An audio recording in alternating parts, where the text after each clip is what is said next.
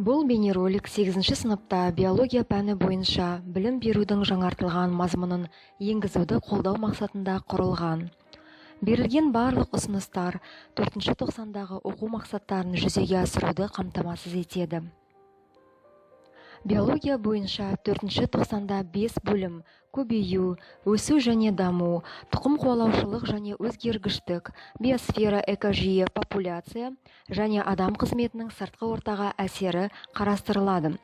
Бөлімдер келесі оқу мақсаттарынан тұрады: ағзалардың тіршілігінде митоз және мейоздың маңыздылығын түсіндіру, жануарлардың көбею жолдарын салыстыру, мүктер мен қырық жапырақтардың мысалдарында жынысты және жыныссыз ұрпақтарының ерекшеліктерін түсіндіру, ашық тұқымды және жабық тұқымды өсімдіктердің тіршілік циклінің ерекшеліктерін түсіндіру, ұрықтың даму сатыларын түсіндіру, әртүрлі ұрық жапырақшаларынан түзілетін ұлпалар мен мүшелердің дифференциялануын сипаттау, тұқым қуалаушылық пен өзгергіштіктің эволюциядағы рөлін дәлелдеу, ағзалар селекциясы үшін қолдан сұрыптаудың маңызын сипаттау, мәдени өсімдіктер мен үй жануарларының шығу тегінің орталықтарын оқып білу, маңызды мәдени өсімдіктер іріктемелері мен үй жануарларының қол тұқымын сипаттау, экожүйе құрылымының жалпы сызбасын құру, су және құрлық экожүйелерін салыстыру,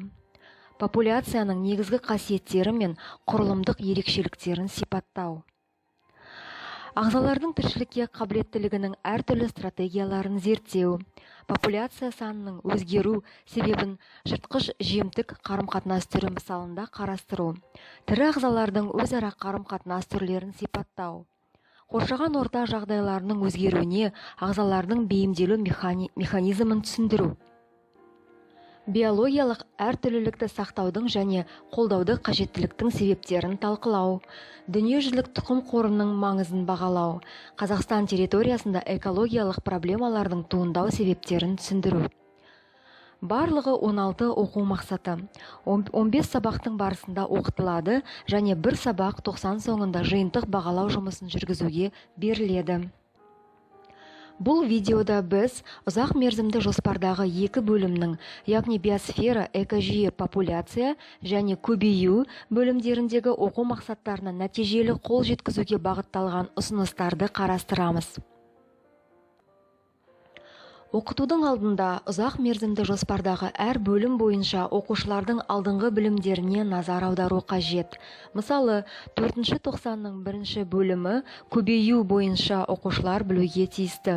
Гүлдің құрылысы 5-6 сыныптағы жаратылыстану курсынан, жыныссыз және жынысты көбею 7-ші сынып, тірі ағзалардың көп түрлілігі бастауыш мектептегі жаратылыстану курсынан.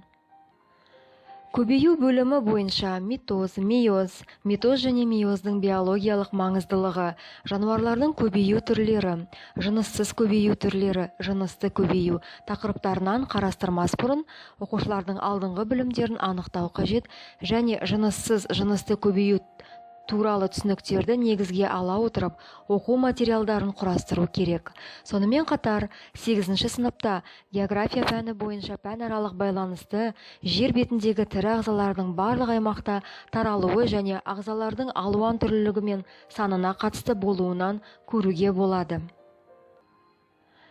Митоз, мейоз, митоз және мейоздың биологиялық маңыздылығы, жануарлардың көбею түрлері, жыныссыз көбею түрлері, жынысты көбею тақырыптары бойынша ағзалардың тіршілігінде митоз және мейоздың маңыздылығын түсіндіру, жануарлардың көбею жолдарын салыстыру, оқу мақсаттарының жүзеге асырылуын қарастырайық.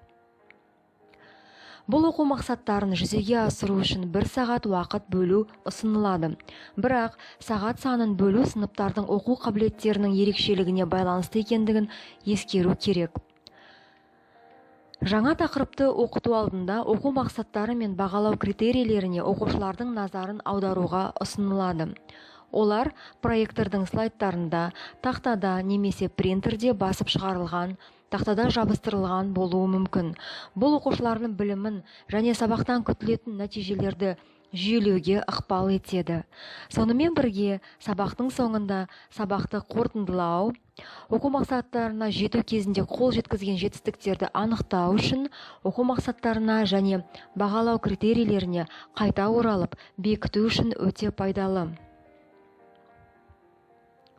Оқушылардың жыныссыз және жынысты көбею туралы алдыңғы білімдерін ескере отырып, сабақ жоспарын құру барысында жынысты және жыныссыз көбеюдің ұқсастықтары мен айырмашылықтарына, табиғаттағы маңызына ерекше назар аудару керек. Сабақ барысында академиялық тілдің қалыптасуы мен одан әрі дамытуға басты назар аудару қажет. Ол үшін тілдік мақсаттарды оқу мақсаттары негізінде белгілеу ұсынылады. Тілдік мақсаттар қаншалықты анық көрсетілсе, оқушылардың түсініктерін олардан күтілетін нәтижелерден көруге болады. Оқушылардың тілдік құзыреттілігін дамыту сабақтың барлық кезеңдерінде қадағалануы қажет. Ол үшін жазуға, сөйлеуге қатысты әртүрлі тапсырмалар берілу керек. Сонымен бірге оқушылардың негізгі терминдерді қолдана білулеріне назар аудару керек. Оқушыларға терминологияны мәнмәтінде дұрыс қолдану үшін көмекші құрал ретінде диалог құруға және жазылымға қажетті сөздер топтамасын ұсынуға болады. Қорыта айтқанда, ол оқушылардың жиынтық бағалауға және емтихан материалдарына дайындалуына көмек болады. Бұл тақырып бойынша сабақты миға шабуыл немесе ой шақырудан бастаған дұрыс. Мұндай іс-әрекет оқушылардың назарын тақырыпқа тез аударып алуға көмектеседі және не істеу керектерін түсінуге мүмкіндік береді. Оқушылардың тақырыпқа деген қызығушылығын ояту үшін сабақты ынталандыру сұрақтарын қоюдан бастаған дұрыс болады. Мысалы, слайдта көрсетілген сұрақтарға оқушылар өз тәжірибелеріне сүйене отырып жауап берулері қажет. Сабақтың келесі мағынаны ашу кезеңі, жануарлардың жыныссыз және жынысты көбею түрлерін анықтау. Оқушылардың осы үдерістер білімдерін жүйелеу үшін алдыңғы білімдерін негізге ала отырып, көмекші құрал ретінде оларға жыныссыз және жынысты көбею жолдары көрсетілген суреттер және шағын мәтін беру ұсынылады. Одан кейін оқушыларға топтарда қиындық тудырған жағдаяттарды талқылауды ұсынуға болады. Талқылаудың нәтижесінде оқушылар жараның жазылуы ол митоз, ал жаңа ұрпақтың пайда болуы ол мейоз екендігін түсінулері қажет. Терминдердің анықтамалары дәптерлерге жазылу керек. Тілдік дағдыларын дамыту үшін оқушылардан терминдерді дәптерлеріне жазып, олардың мағынасын жұпта талқылауларын сұраңыз. Бұл оқушылардың есте сақтау, көру қабілеттерін дамытуға және тақырып бойынша лексиканы есте сақтауға ықпал етеді. Терминдерді одан да жақсы меңгеру үшін сабақтың тақырыбын түсіндіру немесе қайталау кезінде талдау және синтез жасаудың логикалық әдісі, терминнің этимологиялық мағынасын ашатын әдіс қолданылады. Сабақ барысында әр жаңа терминнің мазмұнын және оның нені білдіретіндігіне оқушылардың назарын аудару қажет. Мысалы, осы тақырыпты оқу барысында митоз және мейоз терминдерімен жұмыс этимологиялық мағынасынан мазмұнына өтетін талдау, синтездеу тәсілін қолдану арқылы жүзеге асуы мүмкін. Бірінші, жаңа терминмен танысу және оны тақтаға жазу. Екінші, сөздерді грек тілінен аударғанда митоз жіп, мейоз кішіреюді білдіреді. Үшінші, мазмұнын талқылау және қорытынды бөліну түрлері атауы оның мағынасын ашады. Оқушыларға түсіндіру барысында сұрақтар қоюға болады. Ол оларға келесі слайдта көрсетілген кестені өз беттерімен оқушылар толтыруға көмектеседі. Тақырыпты түсіндіріп болған соң, білімдерін бекіту үшін жыныссыз және жынысты көбею туралы бейнебаян көрсетуге болады.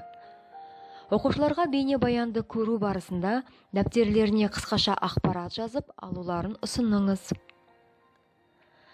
Келесі тапсырма оқушылардың сыни ойлау дағдыларын дамытуға бағытталған. Сабақ барысында уақытты тиімді пайдалану мақсатында оқушыларға алдын ала дайындалған кестені ұсыныңыз. Бұл сабақта митоз бен мейоздың биологиялық маңыздылығына тоқталған дұрыс.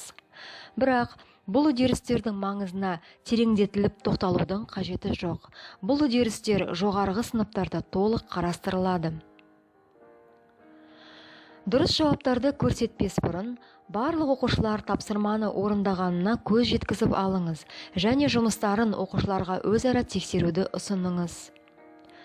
Әрбір тапсырмадан кейін мұғалім міндетті түрде оқушыларға кері байланыс беруі қажет. Сол арқылы мұғалім оқушылар жіберген қателерді, кемшіліктерді талқылайды, дұрыс жауабын табады. Оқушылардың дұрыс шешуін табуды ұсынып, жеткен жетістіктері үшін мадақтауға болады. Биосфера, экожүйе, популяция бөлімі бойынша тірі ағзалардың қоршаған ортаның өзгерген жағдайларына бейімделуі тақырыбын қарастырайық. Бұл тақырып аясында келесі оқу мақсаты қарастырылады. Қоршаған орта жағдайларының өзгерістеріне ағзалардың бейімделу механизмін түсіндіру. Сабақта оқу мақсатына жету үшін төмендегідей бағалау критерийлерін ұсынуға болады.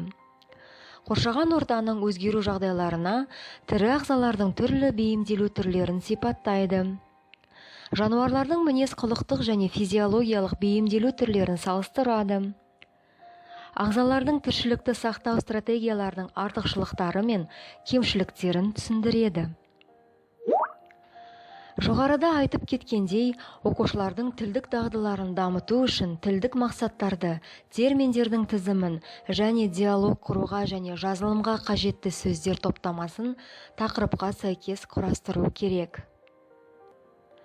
Ағзалардың бейімдеушілік қасиеттерін оқу барысында миға шабуыл ретінде оқушыларға әртүрлі жануарлардың мекен ету ортасын анықтау үшін суреттер беруге болады. Сабақтың тақырыбы мен мақсаттарын анықтап болғаннан соң, оқушылардың тілдік дағдыларын дамыту мақсатында олардан слайдта көрсетілген немесе қағазға басылған суреттердегі мекен орталарын сипаттап берулерін сұраңыз. Бұл тапсырманы топтық немесе жұптық жұмыс ретінде беруге болады. Оқушылар тіршілік орталарының негізгі ерекшеліктерін атаулары қажет. Бұл тапсырма оқушыларға жануарлар белгілі бір тіршілік ортасына қалай бейімделеді тапсырмасын орындауға көмектеседі. Сонымен бірге оқушыларға тіршілік орталарының сипаттамалары кестесін толтыруды ұсынуға болады.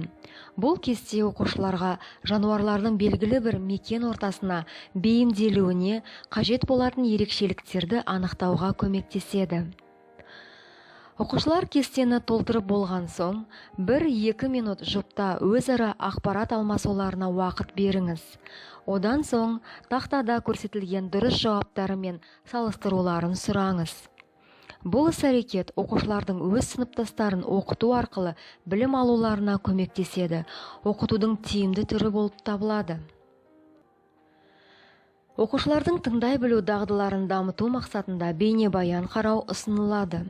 Оқушылар бейнебаянды көріп болған соң, бейімдеушіліктің түрлерін анықтайтын бірнеше тапсырмаларды орындаулары керек. Келесі тапсырманы оқушыларға жұпта орындауға беруге болады. Оқушылар жануарларды осы тіршілік ортасына жақсы бейімделген деген өз ойлары бойынша жіктеп бөледі. Осыдан соң оқушылардың таңдаулары бірігіп талқыланады. Сыныпта ең жақсы бейімделген және ең төмен бейімделген жануарларды таңдау керек.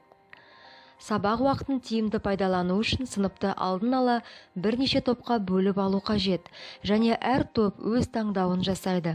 Содан соң тақтада 2 бағанадан тұратын кестені ұсынуға болады. Жануарлардың әр тобын таңдау барысында оқушылар өз таңдауларына түсініктеме береді. Пән аралық байланысты дамыту үшін оқушыларға жеке жұмыс орындауға беруге болады. Жануарларды тіршілік ортасына сәйкес топтарға бөледі. Одан әрі олар топта өз таңдауларын түсіндіреді. Одан соң сыныпта талқыланады. Бұл іс-әрекет оқушылардың өз көзқарасын қажетті фактілер бойынша дәлелдей алуын және оқушылардың монологты сөйлеу қабілеттерін дамытуға ықпал етеді. Оқушылардың әрбір іс-әрекеттерін уақытпен өлшеу керек. Бұл оқушыларды уақытты тиімді пайдалануға және тәртіпке үйретеді. Сабақты бекіту мақсатында ұсынылған суретті қолдана отырып кестені толтыруды ұсыныңыз.